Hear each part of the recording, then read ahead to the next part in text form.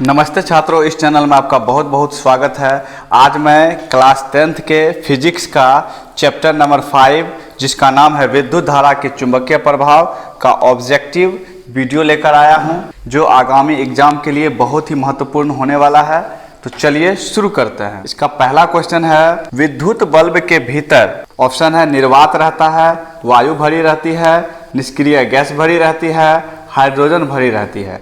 तो इसका जो राइट आंसर होगा वो हो जाएगा ऑप्शन नंबर सी, निष्क्रिय गैस भरी रहती है।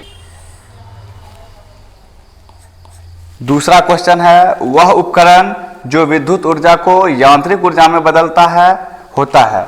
मतलब विद्युत ऊर्जा को यांत्रिक ऊर्जा में कौन बदलता है? ऑप्शन है जनरेटर, विद्युत मोटर, जनरेटर और विद्युत मोटर दोनों, इनमें से कोई नहीं। तो विद्युत ऊर्जा को यांत्रिक ऊर्जा में बदलता है विद्युत मोटर। तो इसका राइट आंसर हो जाएगा ऑप्शन नंबर बी, क्योंकि विद्युत मोटर में देखे होंगे जैसे ही हम विद्युत धारा देते हैं तो मोटर जो है घूमने लगती है। मोटर का जो पंखा होता है वो घूमने लगता है। क्वेश्चन नंबर 3 है, डीजल का उपयोग होता है। ऑप्शन है भारी वाहनों में, रेल के इंजनों में, विद्युत उत्पादन में, इनमें से सभी में। तो डीजल का उपयोग भारी वाहनों में भी होता है, रेल के इंजनों में भी होता है, विद्युत उत्पादन में भी होता है। तो इसका राइट आंसर हो जाएगा ऑप्शन नंबर डी, इनमें से सभी। क्वेश्चन नंबर 4 है, खिलौनों में किस सेल का उपयोग किया होता है? खिलौनों में किस सेल का उपयोग होता है? ऑप्शन है सूखा सेल, डैनियल सेल, सौर सेल, इनमें से कोई नहीं। तो खिलौने में जिस सेल का उपयोग होता है वो होता है सूखा सेल, इसलिए ऑप्शन नंबर ए जो है ये राइट आंसर है। क्वेश्चन नंबर 5 है, किस युक्ति में विभक्त वलय दिक् परिवर्तन का कार्य करता है? दिक् परिवर्तन माना दिशा परिवर्तन का कार्य करता है। ऑप्शन है विद्युत जनित्र, विद्युत मोटर, गैल्वेनोमीटर, वोल्टमीटर। तो इसका राइट आंसर हो जाएगा बी, ऑप्शन बी, विद्युत मोटर। क्वेश्चन नंबर 6 है, जब किसी सुचालक तार से विद्युत धारा प्रवाहित करते हैं तब तार के चारों ओर उत्पन्न हो जाता है। ऑप्शन है चुंबकीय क्षेत्र, विद्युतीय क्षेत्र, गुरुत्वीय क्षेत्र, इनमें से कोई नहीं। तो 6 का राइट आंसर हो जाएगा ऑप्शन नंबर ए, चुंबकीय क्षेत्र। क्वेश्चन नंबर 7 है, चुंबकीय क्षेत्र अर्थात मैग्नेटिक फील्ड का एसआई मात्रक होता है। ऑप्शन है वेबर, टेस्ला, फैराड, इनमें से कोई नहीं। तो चुंबकीय क्षेत्र का एसआई मात्रक होता है tesla, option number B.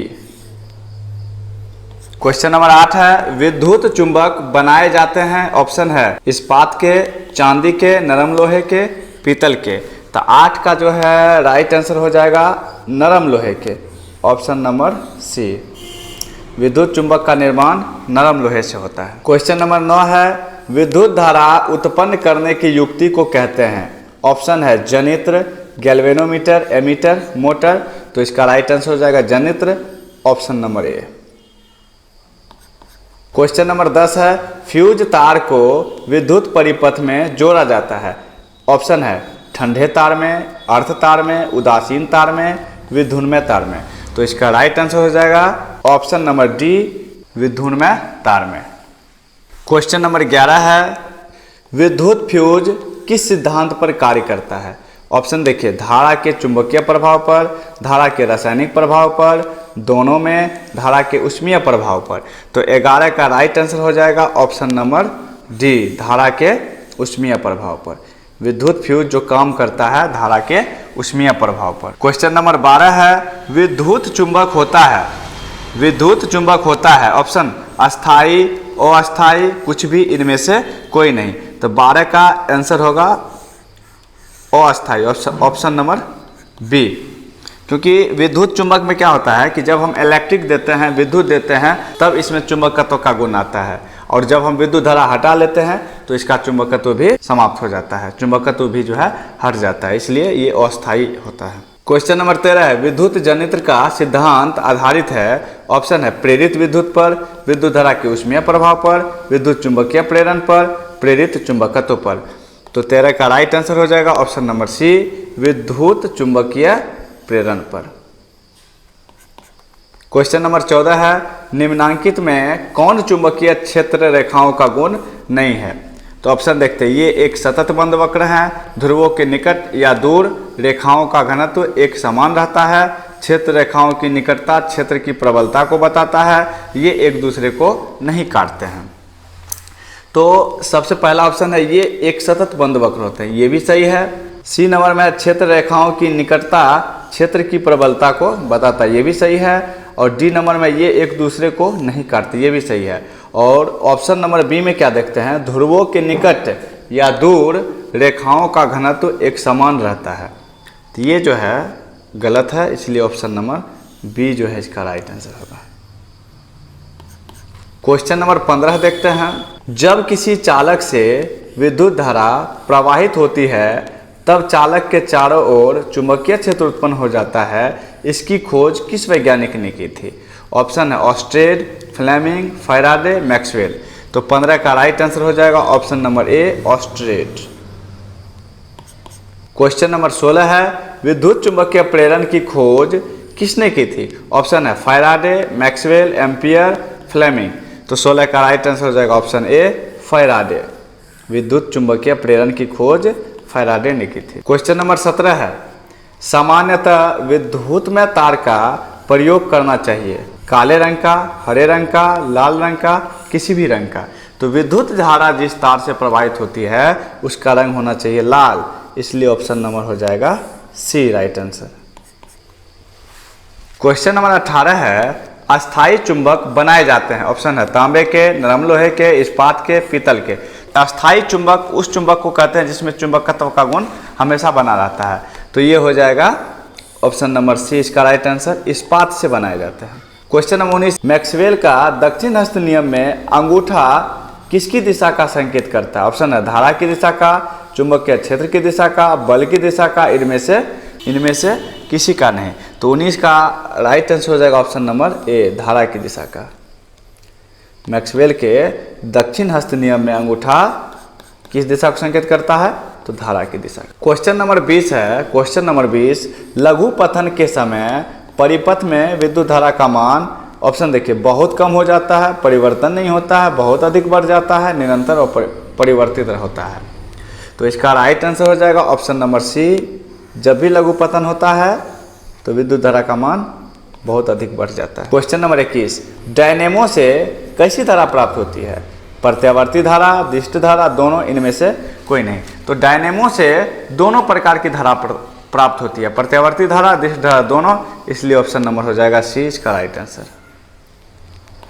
Question number 22 है, फ्लेमिंग के वाम हस्त नियम में अंगूठा किसकी दिशा का संकेत करता है? ऑप्शन है बल का, धारा का, चुंबकीय क्षेत्र का, कुछ निश्चित नहीं है।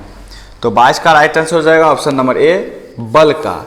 फ्लेमिंग के वाम हस्त नियम में अंगूठा बल की दिशा का संकेत करता है। क्वेश्चन नंबर 23 है, बिजली घंटी अर्थात विद्युत घंटी विद्युत धारा के किस प्रभाव पर कार्य करती है? ऑप्शन है ऊष्मीय प्रभाव, रासायनिक प्रभाव, चुंबकीय प्रभाव, इनमें से कोई नहीं। तो 23 का राइट आंसर हो जाएगा ऑप्शन नंबर सी चुंबकीय प्रभाव। क्वेश्चन नंबर 24 है, किस यंत्र से यांत्रिक ऊर्जा विद्युत ऊर्जा में परिवर्तित की जाती है?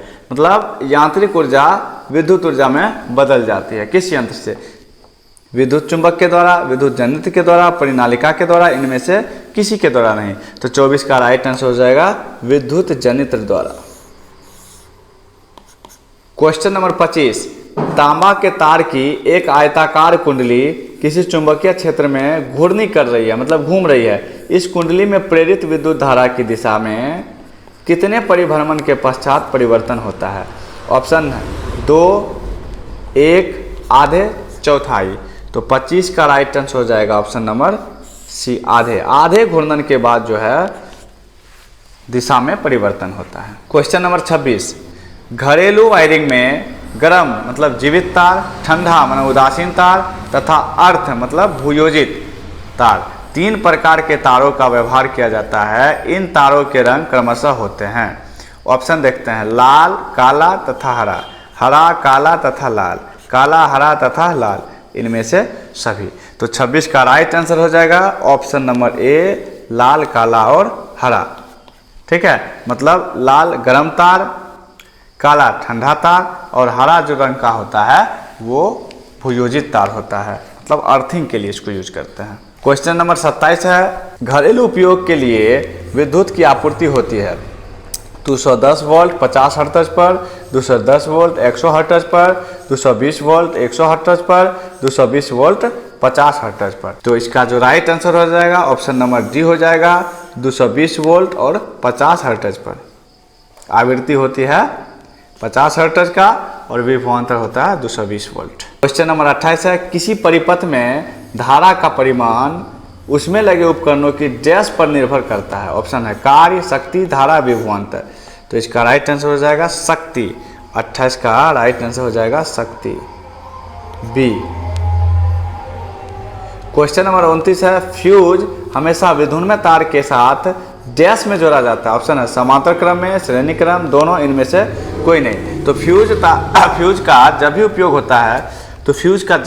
होता है वो श्रेणी क्रम में ही होता है, इसलिए ऑप्शन नंबर बी जो है इसका राइट आंसर हो जाएगा। क्वेश्चन नंबर 30 है, फ्यूज के पदार्थ की प्रतिरोधकता डैश होती है परंतु इसका गलनांक बहुत ही कम होता है। ऑप्शन है बहुत अधिक, बहुत कम, उदास, मतलब यहाँ पे उदासीन कर लीजिएगा, ऋणात्मक। फ्यूज की जो प्रकृति होनी चाहिए उसकी प्रतिरोधकता बहुत अधिक होनी चाहिए और उसका गलनांक बहुत कम होना चाहिए, ताकि परिपथ में जैसे ही अत्यधिक धारा प्रवाहित होगी तो फ्यूज जो है गल जाएगा और जो उपकरण लगा हुआ है उसकी सुरक्षा होगी। ठीक है, तो इसका राइट आंसर हो जाएगा बहुत अधिक, ऑप्शन नंबर ए। ठीक है, तो फ्यूज की जो प्रतिरोधकता है वो बहुत अधिक होनी चाहिए और गलनांक बहुत ही कम होना चाहिए। तो आज के क्लास में बस इतना ही, मिलते हैं नेक्स्ट वीडियो में। धन्यवाद।